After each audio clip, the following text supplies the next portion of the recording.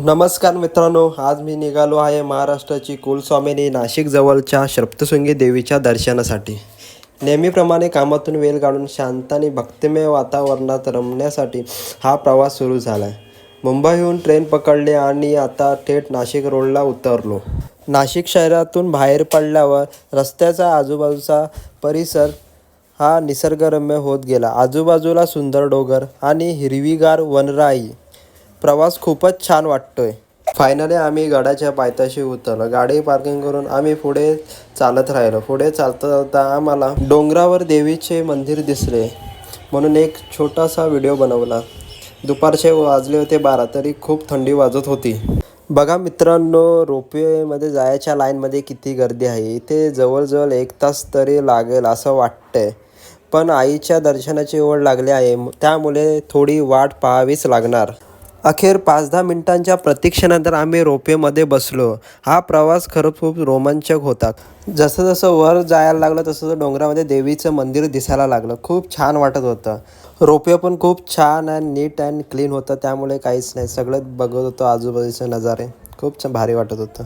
खूप मजा आली रोपवेमधून वर जाता। गडावर पोचल्यावर लगेच दर्शन मंडपाकडे निघालो। इथे दर्शनासाठी खूप मोठी रांग लागलेली आहे।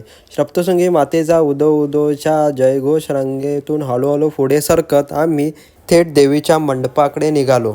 आज मंगळवार असल्याने आज देवीच्या मंदिरात खूप गर्दी होती। रांगेतून जाताना दर्शनासाठी देवीचा हार, नारळ आणि प्रसाद घेतला। वातावरण खूप भक्तिमय आहे। आता एक अत्यंत महत्त्वाची गोष्ट मित्रांनो, सप्तशृंगी गडावर माकडांचा खूप वावर असतो आणि ते खूप हुशार असतात। डायरेक्ट माझ्या हातात प्रसादाची पिशवी होती आणि ते दर्शन रांगेत असताना एका माकडाने अगदी चपळाईने आणि गपचूप ती माझ्या हातातून ओढले आणि पळून गेले। प्रसाद चोरण्यात हे माकड इतके तरबेज आहेत की काय सांगू। माझीच पिशवी नाही, भरपूर जणांच्या पिशव्या गायब झाल्यात। तो व्हिडिओ मला बनवता आला नाही, तुम्हाला दाखवतो ते माकड किती जवळ येतात आणि पिशव्या घेऊन जातात। हे बघा, काहीच म्हणजे भीती काहीच नाही। जे हातात दिसेल ते घेतात आणि वर लगेच चढतात।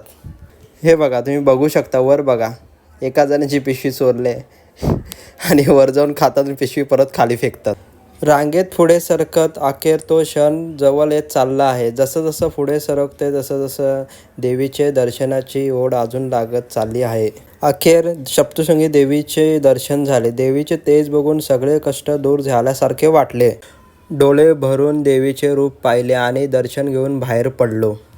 परत आम्ही रोपवेमध्ये बसलो आणि रोपवेने खाली येता आता बघितलं डोंगरावर जिथे मंदिर आहे त्याच्या पायथ्याशी खाली किती छान घरं होती।